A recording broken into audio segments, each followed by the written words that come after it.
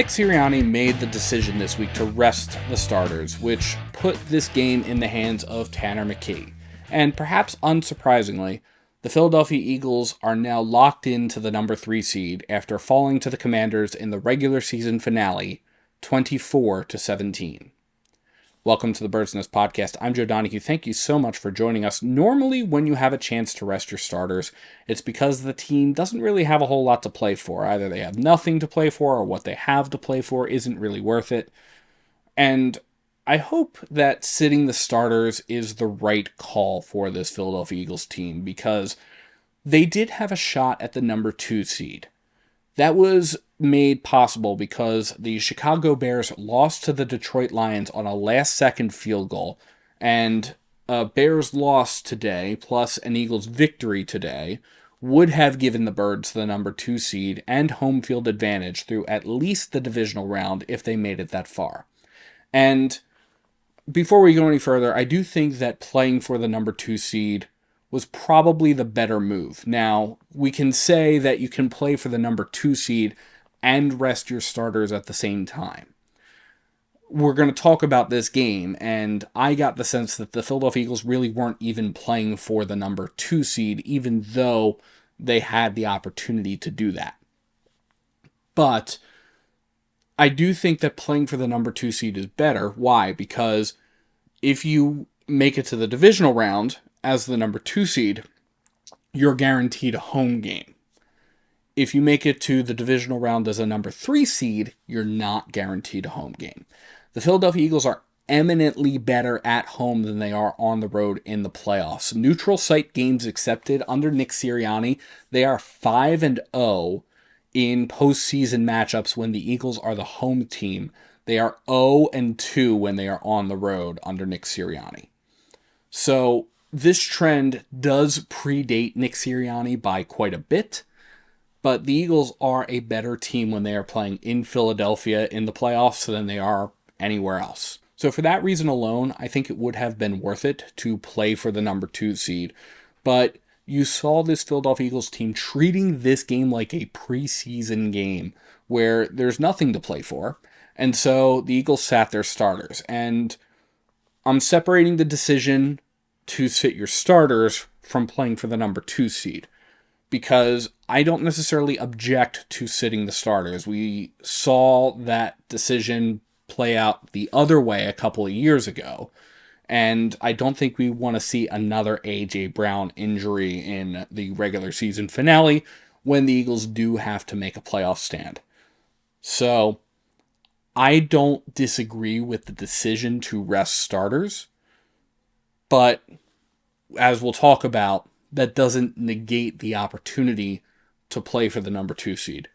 Now, Nick Sirianni was pressed after the game about the decision to rest the Eagles starters and offered this commentary about it. Again, you go through your process. You make what you think is the best decision for the football team, and that's what we did. I knew this was an outcome that these things could happen. Like I said to you guys, one thing I could guarantee was giving them rest. I couldn't guarantee anything else. And us being healthy and going into the playoffs healthy is a big deal for us. And, that's served us well in the past. And so, again, I know there'll be debate on that, but, again, I have to do what I think is best for the football team moving forward. And that's what I did.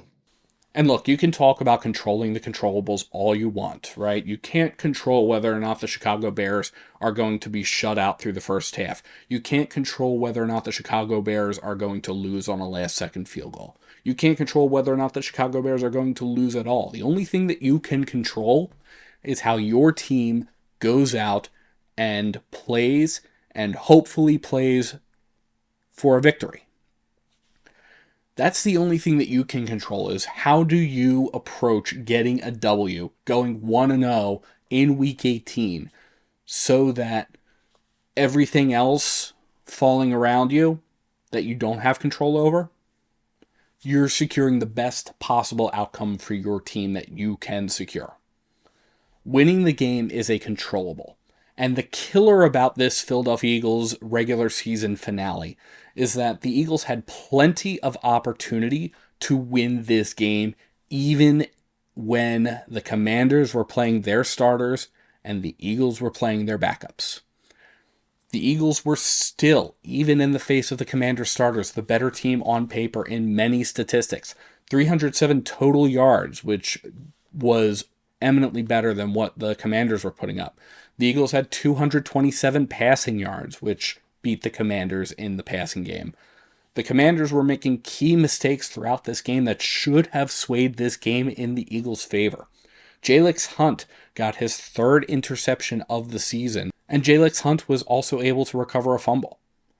The Philadelphia Eagles were 2 for 3 in the red zone. They were perfect when they got into goal-to-go situations.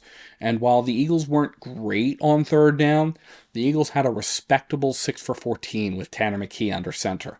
And the Eagles, again, did all of this without most of their starters. The only notable offensive starter playing was Devontae Smith, who connected with Tanner McKee at the end of the first quarter for his 1,000th receiving yard on the season. Devontae Smith finished the regular season with 1,008 total receiving yards, and that is 3 years that both Smitty and AJ have gotten that number. Now, immediately following that catch at the end of the first quarter, Smitty was benched for the rest of the game. Unfortunately, today was a day that Tanner McKee really showed why he's the backup to Jalen Hurts and really quashed any concerns about maybe swapping Tanner McKee in for Jalen Hurts. He was 21 for 40 for 241 yards. He was sacked 3 times. He did also have a passing touchdown. Tanner McKee was picked off deep in the Commanders' territory. That did cost the Eagles a touchdown shot, and there were lots of times where McKee was getting flushed out of the pocket. He was being forced to throw the ball away. There was a lot of unrest from Tanner McKee in that position. And that was definitely not a good look for him. Additionally, and this is a problem that transcends whether or not you play the starters. And this is why I'm going back to this idea that you can play for the number 2 seed and still simultaneously rest your starters. The Philadelphia Eagles' offensive play calling continued to be as confoundingly vanilla as it was at the outset of the season. Here's an example. The Philadelphia Eagles had the ball tied 17, 9 minutes left in the game. The Commanders, through another one of their self-inflicted wounds, were out of timeouts by 10 minutes left to play in the game. So you'd think that in that situation, the Eagles are in a great spot. All they have to do is control the pace of the game. They come out there, they execute on a plan to try to go and try to really wind down the clock, drain as much time off of the clock as possible, come away with ideally a touchdown, and put the Commanders in a tough situation.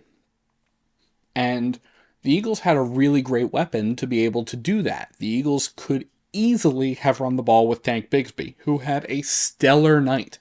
75 yards, 16 carries, including 1 rushing touchdown. That's an average of nearly 5 yards per carry against the Commanders starters. Tank Bigsby also had a 31-yard catch, adding to his statistics as well. So Tank Bigsby had a great night, and I really enjoyed watching him. Instead of relying on Tank Bigsby's legs, the Philadelphia Eagles called a play sequence. That was a short pass to Kylen Granson, followed by 2 incompletions and a punt. And going 3 and out after your opponent ties the game at 17 is not acceptable. Additionally, on the Eagles' penultimate drive of the first half, the Eagles got to the Washington 14-yard line, and they went 5-yard pass to Kylen Granson, short pass to A.J. Dillon, a throwaway pass, and an incompletion to Calcaterra. And if you're doing the math on that, that led to a turnover on downs.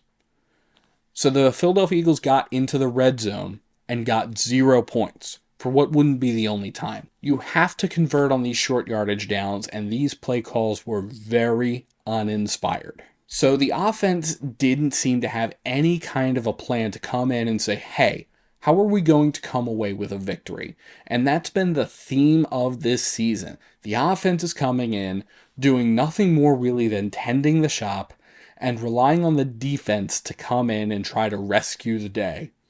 And if the starters were playing, maybe this plan would have worked against a hapless team like the Commanders. I don't think it's going to work against a playoff team, but it might have worked against a hapless team like the Commanders. Unfortunately, you had the backups in on defense as well. And despite the Commanders' own mistakes, the Commanders looked like they had their starters on the field. Even though Josh Johnson isn't a starter, he looked like he could have been. He was 14 for 22 in the passing game for 131 yards and one touchdown. By the way, that one touchdown is the first touchdown pass that he's thrown since 2021. But the most telling stat is that Josh Johnson had 0 sacks. Zilch. Zip. 9. Nada. No sacks. The Eagles, who pride themselves on being able to disrupt the line of scrimmage, being able to get into the backfield and be able to apply pressure to the quarterback, were unable to get home and were unable to bring Johnson to the ground. Johnson looked elusive, he looked poised, and it showed. The Commanders also had 143 rushing yards, mostly off of Rodriguez, who had 65 yards on 16 carries. And then, just generally, it was sloppy defensive play that you would expect from backups. The Philadelphia Eagles had bad coverages. Ja'Cory Bennett, in particular, had a very bad day in the secondary. There were plenty of missed tackles. And there was a really bad end-of-game situation in which Kelly Ringo could have made a play on Josh Johnson to stop the go-ahead touchdown, but instead ran the other way looking for one of the other 10 guys that the Commanders had on the field to cover. Guys were freezing like deer in the headlights, and it was just bad. The backups are backups for a reason, and I get it, but there's a lot of work to do, and these guys did not have good games today. And if one of the starters on the Eagles defense gets injured during the playoffs, these guys are going to have to step up and play like starters to replace them. It was, again, just not a good look, and I'm sure it had Vic Fangio's blood pressure rising, because it definitely had mine rising. Speaking of sloppy play, the Eagles shot themselves in the foot with penalties all game. The Philadelphia Eagles were flagged for defensive pass interference 4 times, which cost them 89 yards. And additionally, you consider the fact that the Philadelphia Eagles were committing these defensive pass interference situations on really key moments that wound up keeping drives alive. It wound up costing the Eagles 2 touchdowns. In fact, the Philadelphia Eagles were flagged 9 times over the course of this game for 123 yards, with lots of defensive holding calls, extending drives. There was a taunting call on Darius Cooper that directly led to the interception that Tanner McKee threw. So that was not a good look there. But even setting that aside, because that was an offensive penalty, the Philadelphia Eagles actually allowed a better third down conversion rate to the Washington Commanders than they had themselves. The Philadelphia Eagles allowed the Commanders to convert 6 of 11 third downs, which is 55%, compared to the Eagles' own 6 of 14 third downs, which is 43%. But even in spite of all that, again, they had chances to defeat the Commanders. I keep coming back to that point where the Commanders were out of timeouts. The Eagles could have dictated the clock in that moment. The Eagles had plenty of opportunity. They could have dictated how this game ended, and there should have been a strategy in that. Instead, the Philadelphia Eagles let their foot off the gas, as they've been wont to do all season, and it cost this Eagles team the 2nd seed. I get it. The 2nd seed was never a guarantee. Resting the starters is the right decision. It's a good thing. But the Eagles have to have a better game plan than what they've been throwing out on the field. It seemed very cookie cutter, and with the 49ers coming into town next weekend, a cookie cutter offense, a cookie cutter game plan is not going to cut it. And I have no concerns about whether or not the defense is going to come ready with a game plan, because Vic Fangio has proven over the course of the last couple of years that he can put together a game plan to shut down an opposing offense. The Philadelphia Eagles' defensive woes this week were not on Fangio. They were on the players who were on the field having to execute. The offensive problems, however, because those problems continued even when you swapped out personnel, Those problems belong at the coaching level. So here we are. The regular season comes to an end. The Philadelphia Eagles finish the season 11-6. The regular season that began with the roar of dropping the banner on the Dallas Cowboys closes with a loss against the Washington Commanders as the Philadelphia Eagles enter the playoffs with a lot of questions. And I will say this. I did suspect that an 11-6 record probably would have been the floor of what I would have considered an acceptable season. Now, as Nick Sirianni said post-game, he does have to make the best call for the team. Yeah, again, I'm gonna like I told you guys early in the week, I'm gonna talk to everybody and gather information. But at the end of the day, I have to make the decision that I think's best for the football team. That's part of being the head coach. And so, yeah, you always talk through it with everybody. And at the end of the day, you got to make the decision that you feel's best, and that's what it did. And that call really was not to play for the number 2 seed, which is a call that is independent of starting or resting your first string players. The Eagles were content to play for the number 3 seed, and in doing so, they've made their bed for the playoffs. Now it's time to lie in it. Because the San Francisco 49ers are coming to town next weekend. The Eagles haven't faced the 49ers since the 2023 collapse. Actually, the Eagles' loss to the 49ers was the beginning of that 2023 collapse. Before that, the Eagles faced them in the 2022 NFC Championship game, where the Eagles were the ones that were decimating the 49ers. And hopefully, this next matchup against the 49ers is going to be more like the 2022 NFC Championship game than it is against the more recent matchup. Because otherwise, it's going to be a disaster next weekend. But we will see what this team is capable of. And I do think that this Philadelphia Eagles team is capable of stringing together 4 wins and bringing home another Lombardi trophy. They have it in them to make at least a deep run. But with a lot of the same themes showing up in this game that have shown up in the last several weeks, all we can say at this point is we'll see what happens. But as always, let me know what you think in the comments below. What stood out to you? Who were your stars of the game? Do you have any concerns about this Philadelphia Eagles team as they head into the playoffs? Let me know. And thank you so much to everyone for tuning into the Bird's Nest podcast. You can support the Bird's Nest podcast by liking and subscribing to Bird's Nest Media right here on YouTube, as well as by sharing to your social media pages. You can also find us on SoundCloud, iTunes, Amazon Podcasts, Spotify, the Odyssey app, and iHeartRadio. Please visit birdsnestmedia.com for additional Eagles and NFL coverage. And if you feel so inclined to support us in a different way, you can find the link to our Patreon in the description below or at birdsnestmedia.com. Thank you so much for tuning in, and let's go Eagles!